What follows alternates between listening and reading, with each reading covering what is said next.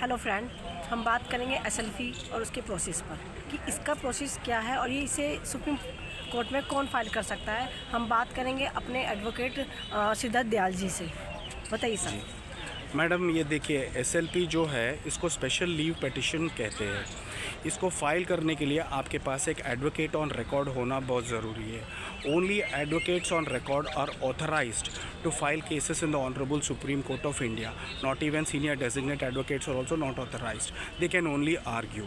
So anybody can argue. Any advocate who is registered with any bar council in the state of any particular state in India can argue a case in the Honorable Supreme Court of India. But only the practicing advocates in the Supreme Court of India have got more edge for the arguments. So अपने लिए दो चीज़ चाहिए, एक तो advocate on record चाहिए और दूसरा arguing council जिनको बोलते हैं वो चाहिए। ये दोनों अगर है तो आप एसएलपी फाइल कर सकते हो सुप्रीम कोर्ट में। और इसको फाइल करने के लिए आपके पास एक हाई कोर्ट का ऑर्डर होना ज़रूरी है, जिसको इम्प्यून्ड ऑर्डर बोलते हैं, जिसको आप चैलेंज कर रहे हो सुप्रीम कोर्ट में। और उसमें अगर क्वेश्चन ऑफ लॉ है, substantial amount of question of law, that means उसमें देखते ही फाइल के ऊपर एक एरर दिखना ज़रूरी है, तब उसको लेकर आप सुप्रीम कोर्ट में क्वेश्चन ऑफ लॉ के बेस पे आके बोल सकते हो कि these are the mistakes that honourable High Court has done, therefore the Supreme Court will look into that petition.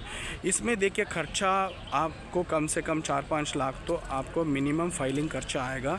AOR का जो फीस रहता है normally, if it's a small case or something, the bigger the case the more the fees they demands.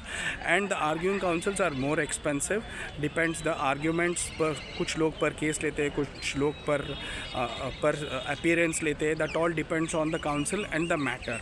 And 2-3 hearings में normally the cases will be finalised in the Supreme Court. ये एक और चीज़ है और ये file करी जाती है आर्टिकल 136 के अंडर, दैट इज़ SLP।